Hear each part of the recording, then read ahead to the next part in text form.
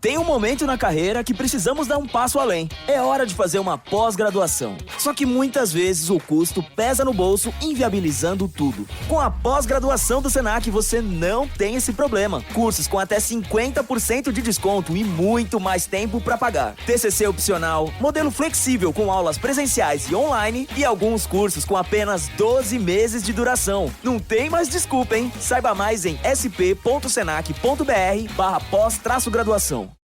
Ideal mesmo para o mundo atual seria fazer o ensino médio junto com um curso técnico, certo? É no Senac que o aluno tem autonomia de verdade, formação cidadã, foco na diversidade, preparação para o Enem, material didático sem taxas e muito mais. Na real, tem tudo que você precisa para se sentir preparado para a vida. Seja para entrar no mundo do trabalho ou te ajudar a decidir o que fazer na faculdade. Quer saber? Senac. Vem comigo! Acesse sp.senac.br/ensino-médio-técnico. Conservative. Constitutional. It's the Andrew Cooperrider Show, keeping you informed on what's going on right here in Kentucky. Today on the Andrew Cooperrider Show, Joe Gerth goes after Massie in a recent article calling him a racist, not a new attack line, of course, for Joe Gerth against anybody he disagrees with. But we'll go into exactly why Democrats continue to think calling Republicans racist might actually accomplish something, especially in a state like Kentucky that is so deeply red. And we need but look at some actions that our own so-called conservative Republican legislators are doing. And in that conversation, we'll end up talking a little bit about what the Commission on Race and Access to Equal Opportunity, a real committee that this Republican legislature has set up, has recommended, reminds us how these so-called fights against DEI are nothing but a bunch of farcical talking points that they use to get reelected. And then finally, we'll go into an interesting story out of Lexington that I think has issues all across the state if more cities start to do the same thing regarding Lexington buying up medical debt. And I'll go into exactly why this will end up just costing our medical system more money. It'll end up crushing the middle class. We'll go into all that and more today on the Andrew Cooperrider Show. Please make sure you like, comment, share, subscribe, tell others to listen to the show. And if you enjoy what you're listening, please leave a 5-star review. So yesterday, I went into some candidates running for the Senate in 2026, or potentially running for the Senate in 2026. And I made a post online about those candidates and encouraging people to weigh in on the discussion. I was interested in what the general consensus of the people were. And of course, many people, the 4 candidates in question here were Cameron, Kelly Craft, Nate Morris, and Andy Barr, and many of the people were not very happy with the selection, and they kept returning to Thomas Massie. Many people trying to say Thomas Massie should run. Now, I went over in my show yesterday why I think Thomas Massie right now is not considering running. However, that could change. He could be drafted into it. He could feel a call to it. So those of you who are close to Massie or know him, hey, if you want to keep encouraging him to run, go ahead and do so. But at least the question of why does Massie resonate so well with the voters? And that is because Massie doesn't just say what he needs to say to be reelected, but instead he actually follows through on votes that mirror what he says during campaign season. And that is far different from what many of our congresspeople and elected senators and elected representatives do in office. They'll say one thing in order to get elected, then once they're in, do something completely different. And of course, this is a natural occurrence, though it shouldn't be natural, but this is a natural occurrence because most individuals don't have a strong political philosophy. Therefore, they're not able to communicate that philosophy quite as well as Massie is. See, Massie's just such a well-known person within his district because, of course, he's loud about his views, he's boisterous, he's willing to call out things he sees as corrupt. So Massie doesn't need to continue to receive dollars from the donor class necessarily in order for him to survive. In fact, famously, Massie's a little bit of a not super great fundraiser. He raises about $1 million, maybe $2 million, every cycle, and most of that is grassroots donations. But for your average congressman, your average even state house senator or state house senator or state senator and state house rep, that is not the case. They're not able to differentiate themselves enough, and so therefore they rely on the donor class to give them money. The donor class want them to do one thing, the voters want them to do something else, and as long as they can bring in the money, well, the voters will never be informed because they'll never have a challenger that the donor class funds against that individual. So it's kind of like a blackmail type scheme. You vote how we want you to, we give you the money. You vote how we don't want you to, we will go fund somebody else who then will attack you for not voting, for voting the way we wanted you to on several bills, and they will pretend like they'll be far different, and in the end, they won't be any different at all. And so Massie really resonates with the base voters. And, to be clear about his philosophy too as well, I'm not going to speak for Massie's philosophy, but this libertarian-esque Republican philosophy, it's very simple. People like myself, I'm a conservative.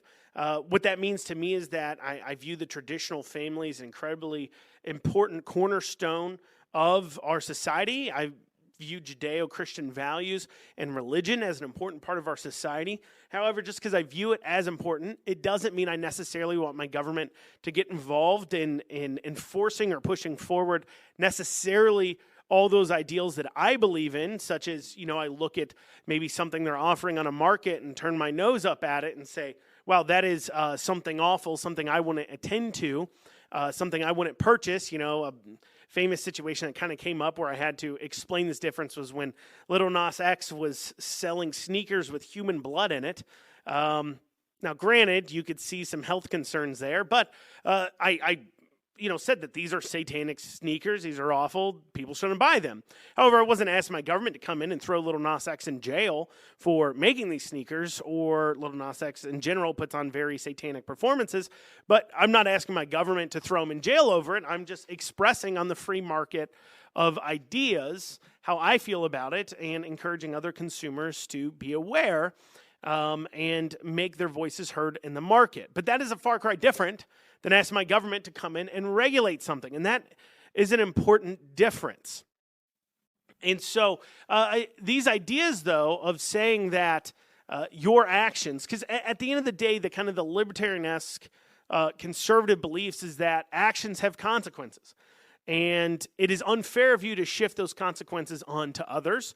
This aligns, of course, with the abortion stance. If you have sex, a consequence of that could be that you get pregnant, or you impregnate somebody, or they get pregnant. And if that's the case, you don't get to shift the fact that you don't want consequences for your action onto this baby in the womb by murdering it. That's an example of what I mean by shifting consequences onto others. And so, but otherwise, the decisions you make have consequences. Those can be good consequences or bad consequences.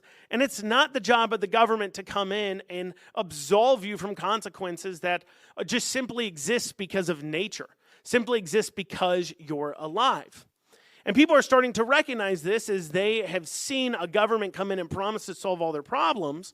But instead of solving all their problems, government has instead stepped in and made their lives incredibly difficult. And at the end of the day, I think the real kind of revolution of thought that we're seeing right now in America, especially with young people, but also even individuals that priorly would have voted more liberal, is that, hey, look, I don't actually want the government to provide childcare. I don't want the government to provide food for me. I don't want the government to provide a job. I want to be able to go out and get a job on my merits. I want to be able to provide for my family because I work hard off my own labor.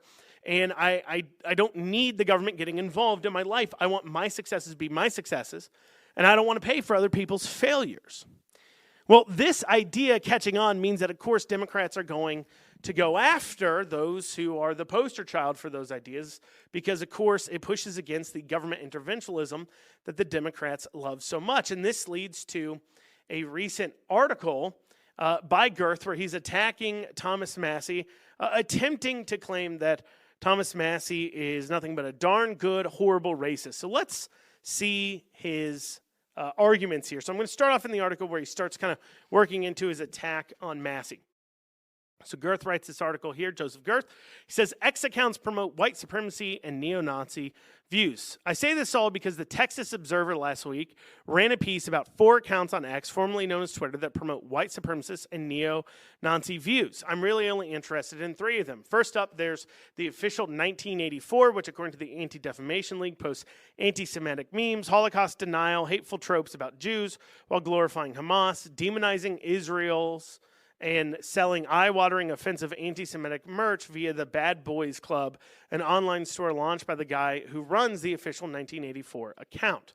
Then there's 9mm_SMG. The account promotes neo-Nazi views with tropes such as 14 words and blood and soil. According to the Texas Observer pieces, the guy behind it identifies himself as a white supremacist. And the 14 words, I guess, is shorthand for we must secure the existence of our people and the future for white children. Finally, there's Noble XX, an X page that was suspended for violent rhetoric earlier this year that the Observer linked to a bank vice president in Plano, Texas. The account had previously shared pictures of swastikas, statements of Holocaust denial, and phrases like Sig Heil, and repeatedly identified its operator as a Nazi and nationalist socialist, according to the Texas Observer. Now here comes the gut punch. This is where Gerth gets you. This is where he's going to try to win you over to the idea that Thomas Massie, no good, down dirty racist. He says Thomas Massie follows those 3 racist anti-Semitic accounts. Thomas Massie actually follows those accounts. That must mean he agrees with them. Let's set aside for the second that Thomas Massie follows 19,600 accounts on Twitter. That includes yours truly. He follows my account too as well. Now, just because he follows my account, I don't think Thomas Massie agrees with every single thing I post. And when you're following 19,600 accounts, it's kind of hard for you to even keep track of all the people that follow you. But what's interesting about the claim that, well, if you follow an account, it must mean that you absolutely, positively agree with everything being posted. Well, I now have some questions for Joseph Gerth on the followers of my Twitter account. Does that mean that everybody who follows my Twitter account agrees with me? People like Austin Horn of the Herald Leader, people like Sarah Wood, the policy director for Babbage and Company, a lobbying group led by a Democrat, former Secretary of State Bob Babbage. Does she agree with everything I post because she follows my account? I know for a fact she probably doesn't. Does Kentucky Liz, whose short summary says love and mutual support in our own chosen networks is key to surviving what is to come, I block MAGA and misogynist? Do you think that person agrees with literally anything I post at all? Larry Glover Live follows me. The host of Larry Glover Show, a pretty moderate, maybe conservative-leaning radio show on local radio here in Lexington. I certainly don't agree with everything he has. He's more apt to agree with some of the more establishment Republicans he has on all the time. Do you think he agrees with everything I say? Probably not, considering he's had my opponents when I'm running for office on his show without inviting me onto his show. So probably doesn't agree with everything I say, I would certainly guess. But, there's several other members of the news class that follow the show, as far as it goes, follows my Twitter account too as well, just because, I put out sometimes things that are worth news, following up on.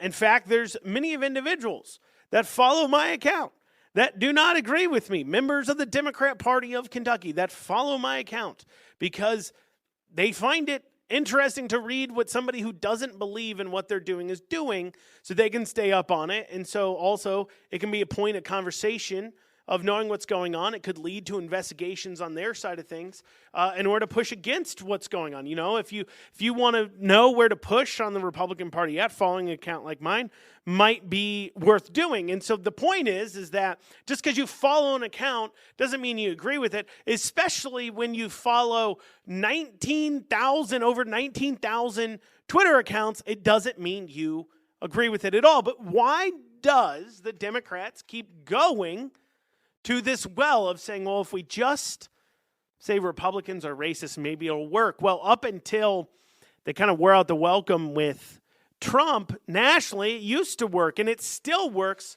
with a lot of the more establishment Republican and donor class on the Republican side of the aisle, because the one thing they don't want to be called is racist. They still think when a Democrat calls you racist, it somehow means something.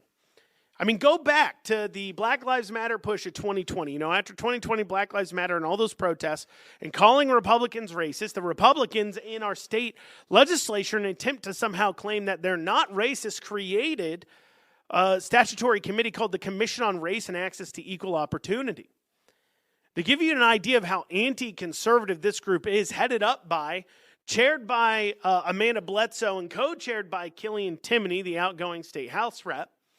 This was their 2024 commission-approved recommendations. Okay, this was in their meeting materials. So this is what they've approved as recommendations, okay? From their July meeting that they had, their approved recommendation is rather than choosing a specific day, because of Juneteenth, History Made by Us, a network of museums and historical organizations, has instituted a nationwide civic season running from Juneteenth through July 4th. So their suggestion is that they endorse legislation to promote a civic season through engagement in history and civic participation, including paid holidays of Juneteenth and July 4th. Now, obviously, anybody who's listened to the show for any length of time knows I don't have a particular issue with people wanting to look at Juneteenth as a celebration of the U.S. fulfilling its constitutional mandate that all men are created equal, and women, of course, but all humans are created equal. That was us fulfilling our constitutional mandate. But without the formation of the country and the signing of the Declaration of Independence that happened on July 4th, you are ignoring the fact that that laid the basis for that. Additionally, it's important to note that it's almost, for lack of a better term, sacrilege to the founding of the country to hold any other date to be somehow equal to or greater than July 4th. In fact, let's listen here. This is what John Adams said July 3rd, 1776. He said, "The second day of July, in the history of America. I'm apt to believe that it will be celebrated by succeeding generations as the great anniversary festival. It ought to be commemorated as the day of deliverance by solemn acts of devotion to God Almighty. It ought to be solemnized with pomp and parade, with shoes, games, sports, guns, bells, bonfires, and illuminations from one end of this continent to the other, from this time forward forevermore. You will think me transported with enthusiasm, but I am not. I am well aware of the toil, blood, and treasure that it will cost us to maintain this declaration and support and defend of these states. Yet through all the gloom, I can see rays of ravishing light and glory. I can see the end is more than worth all the means, and the posterity will triumph in that day's transaction, even although we should rue it, which I trust in God we shall not." Talking, of course, about the celebration that would become the Independence Day, July 4th, being the most important day in our history coming forward. And of course, it is important. You don't have Juneteenth without those ideas of freedom and liberty being put forward, although not fulfilled in totality of our country's history until a later date. It does lay that foundation. It's more important.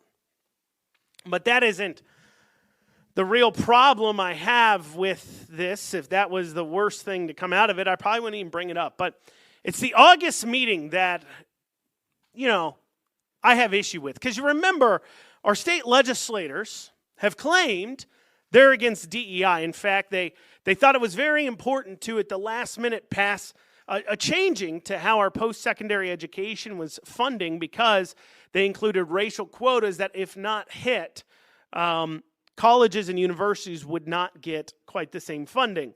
And they decided that was at least unconstitutional, worth changing. But remember, there's these DEI bills going through where they're saying, look, treating people differently based upon their skin color is bad. It's racism, and it's unconstitutional for the government to do so.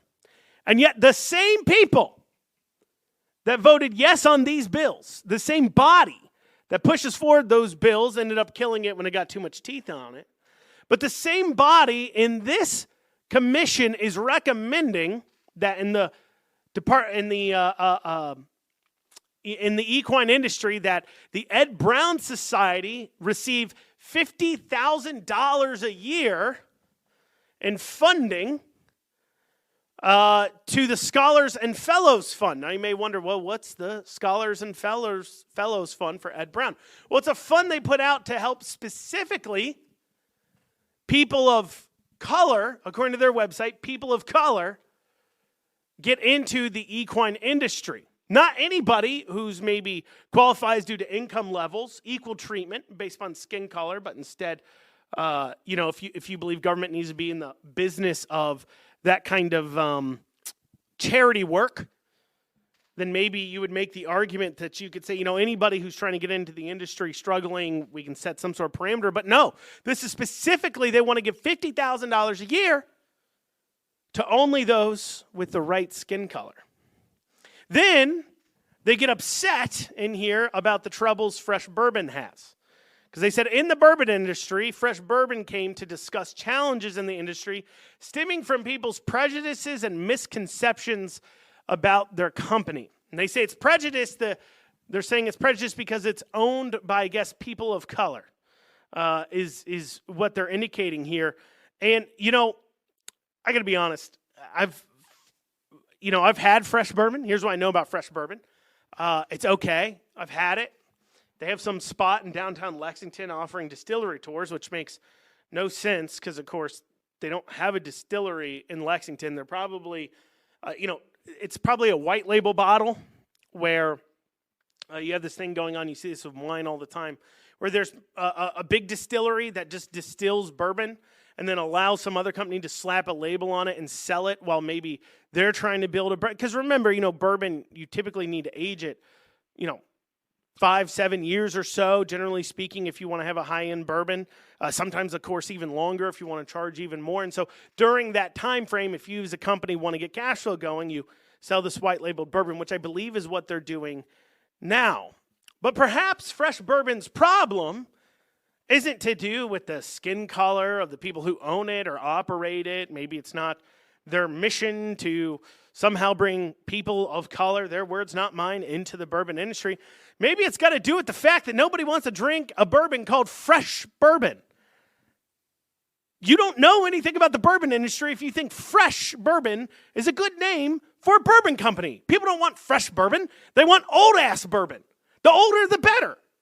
They want it to have been sitting around for years. Maybe if you're complaining about your company not doing well, people not getting on board with funding your company, maybe it's got nothing to do with racism, has everything to do with the fact that the idea of a bourbon called fresh bourbon doesn't resonate with bourbon buyers because they're trying to buy a bourbon that's old and has been sitting on the shelves in the rick houses for quite some time. Maybe that's why your company isn't doing well.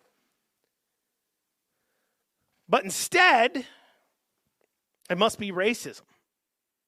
And see, that's why people like Gerth find some soft and mushiness in response. They actually still think that they can kill somebody's political career because they believe the donor class, the establishment class that are benefactors of those donor class, which is why they have political power, have responded so much to those claims of racism that they even created a commission that, while at the same time they're fighting DEI policies, are out there recommending those same exact kind of DEI policies of handing out government funding based on people's skin color, getting involved in business, claiming that, this business must just be racism.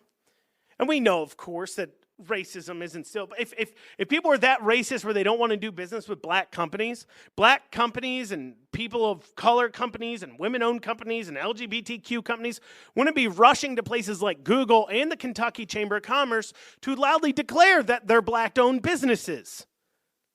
If there was real racism when it came to being a black-owned business, you wouldn't be trying to list yourself as a black-owned business, would you? But of course, that's too obvious and in your face. You see, the real problem here, is that the people in power right now, in the Republican Party across the board. They respond to this because they're the types of people that have their wheels greased by the donors. They're in office because of the donors. And the problem with true small government people and why priorly they've been susceptible, of course, to these claims of racism, something that isn't working as much anymore, is because they don't bring in the money. And they don't bring it in because the very ideas of small government isn't something that the donor class wants. That's not what they want. That's why you can see people like AOC still make plenty of money from the donors, because exactly what their base wants and what their donors want is the same thing, government interventionism. However, it's different in the GOP. Speaking of government interventionism, though, we've got this story coming out of Lexington regarding medical debt. I'm going to read now from the WEKU article on this. It says, it took about 4 hours on Tuesday for Lexington City Council to make what's become annual fall decision about how to spend fund balance dollars. The council approved $1 million to go towards medical debt relief. Vice Mayor Dan Wu said a contract with a firm specializing in this area could mean removing debt for tens of thousands of citizens. He says the leverage power amounts to sound use of tax dollars. On the debt market, you can buy debt on 100 to 1 on your money. So $1 million gets us $100 million or more of medical debt purchased. What he's saying he wants the city council to do here is to go around and take $1 million of tax funds and purchase up other people's medical debts. Now, this goes into what I was talking about before, about how going around and buying up, at the end of the day, we can all come across medical debt, don't get me wrong, right? But when we look at a lot of the medical problems that go on within our state, within our country, we see a lot of preventable medical problems. I'm saying this, I'm a bigger guy. I'm trying to work out, trying to get into shape, but I'm a bigger guy. And I'm a bigger guy because of decisions I have made in the past.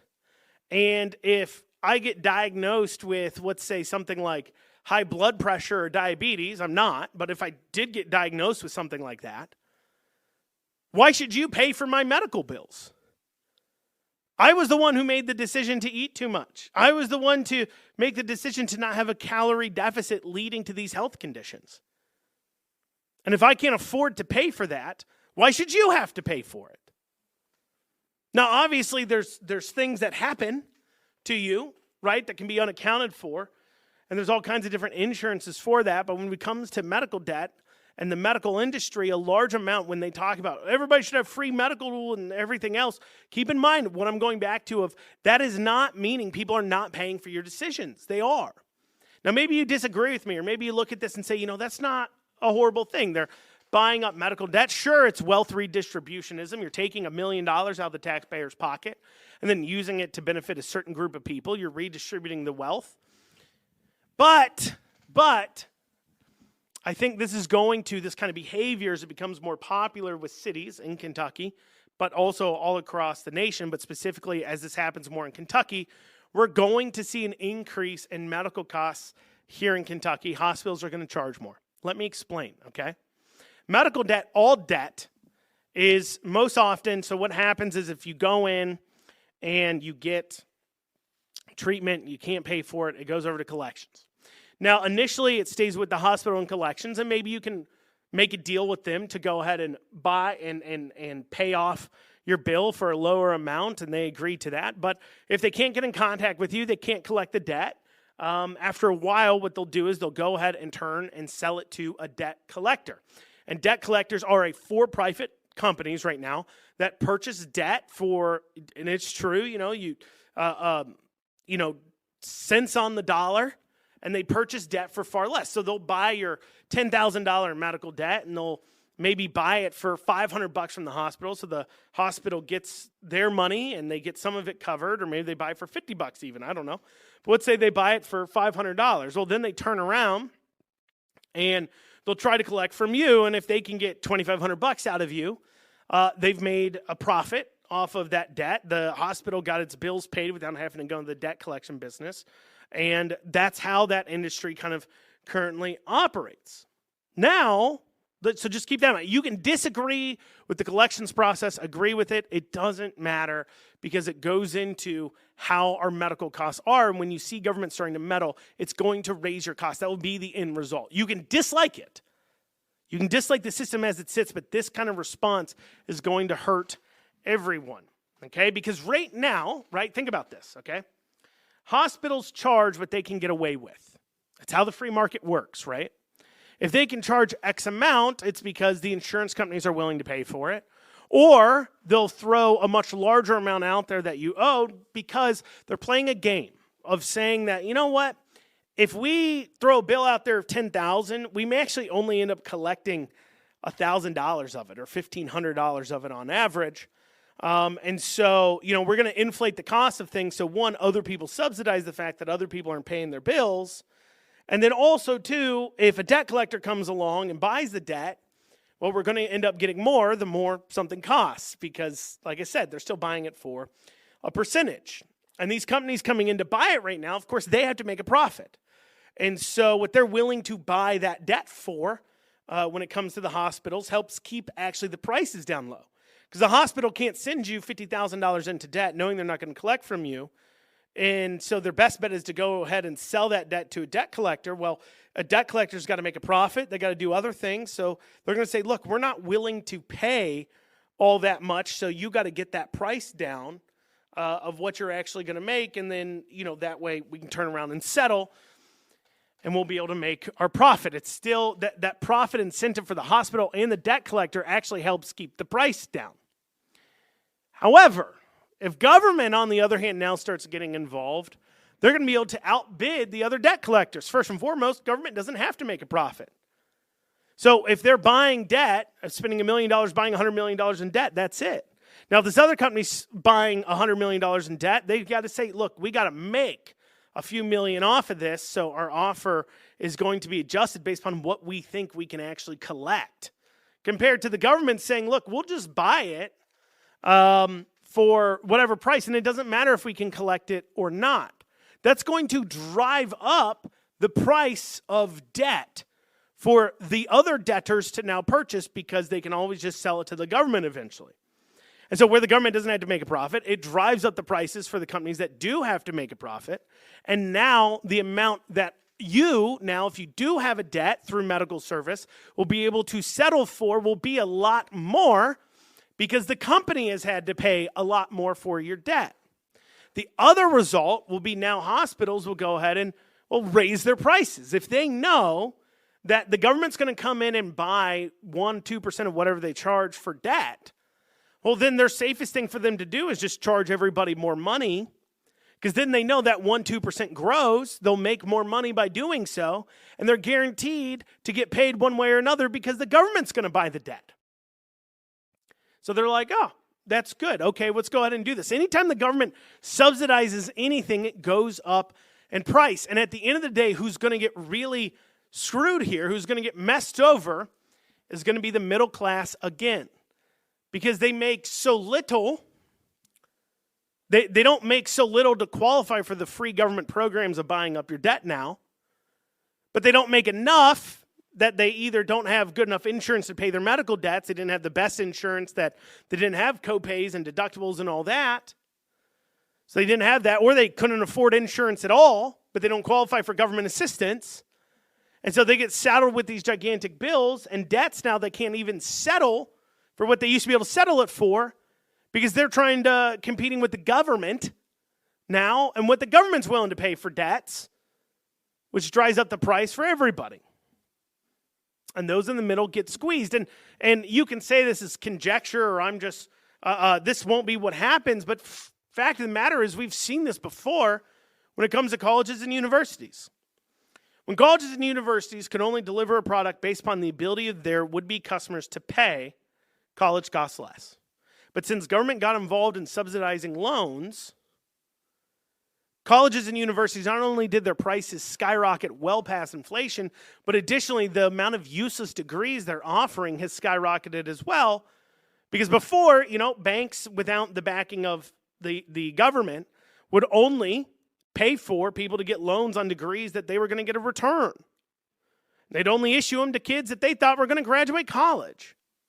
But now government gets involved, so we can issue loans to anybody. You end up with people not finishing college, saddled with college debt. You end up skyrocketing college prices, and you end up with individuals getting degrees that they could never pay back this debt with. So it isn't new that when government gets involved, and I think government getting involved and doing this is awful. It's horrible. You know, if you want a way for individuals to do this, why not create co-ops? Why not create, situations where not government but private people can come together and create a co-op that they all throw in to buy up their medical debt, and then it'll be paid off, and they can settle it themselves. But instead, no, government interventionism. That's what we need. And feel free to disagree with me on it, but I think time will say that I'm right on this one. It's basic economics here. Well, y'all, that's what we got time for today on the Andrew Cooperrider Show. Thank you all so much for joining me. We'll be back here tomorrow. Hope you have a great rest of your day.